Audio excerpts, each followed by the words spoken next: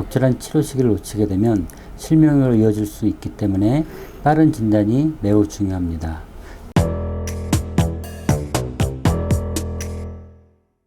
안녕하세요. 압구정 SMB병원장 유승열입니다.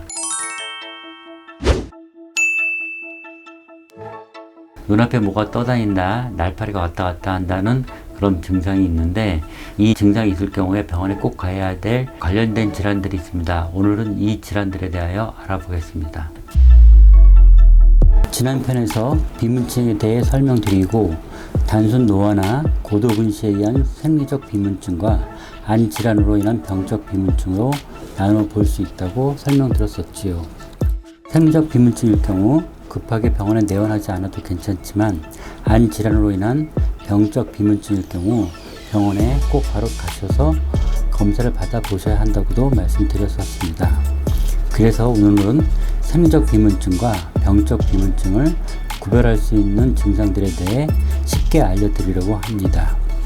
비문증의 대표 증상으로는 날파리나 치루라기 같은 것이 눈앞에 떠다니며 시선을 따라 움직이고 시간이 지나도 사라지지 않고 계속 보이는 것인데요. 눈앞에 떠다니는 것들의 개수가 크게 늘지 않고 유지된다면 생리적 비문증일 가능성이 높다 할 것입니다.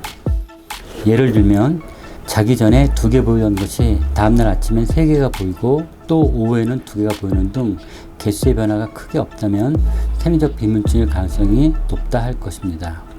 반대로 며칠 전엔 2 내지 3개 정도 보이던 것들이 갑자기 그 개수가 큰 폭으로 확 늘어나 보인다면 병적 비문증의 가능성이 매우 높다 하겠습니다.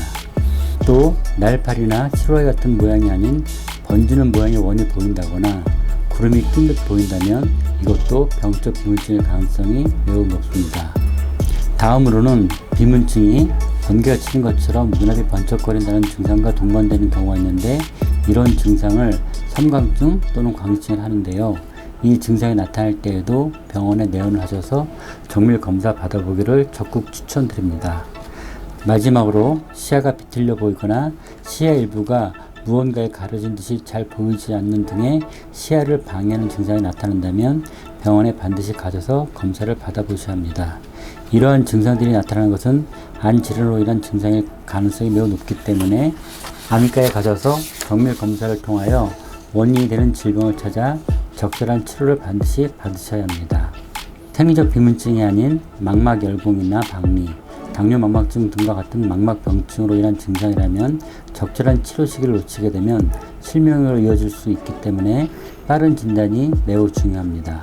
그러므로 생리적 비문증이 아닌 병적 비문증으로 의심된다면 반드시 병원에 빨리 내원하시어 검사를 받으시는 것이 좋습니다.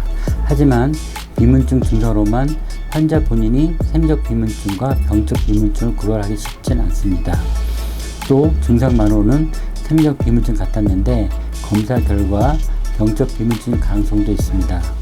그러므로 비문증 증상이 나타난다면 혹여 병적 비문증이 아닐지라도 병원에 내원하셔서 정밀 검진을 받아보시기를 적극 추천드립니다. 이상과 같이 비문증 증상이 있을 때 병원에 꼭 가야 할 질환들에 대하여 알아봤습니다. 추가로 좀 더 자세한 궁금증이 있으면 댓글 달아주시면 성심성의껏 답변해 드리겠습니다.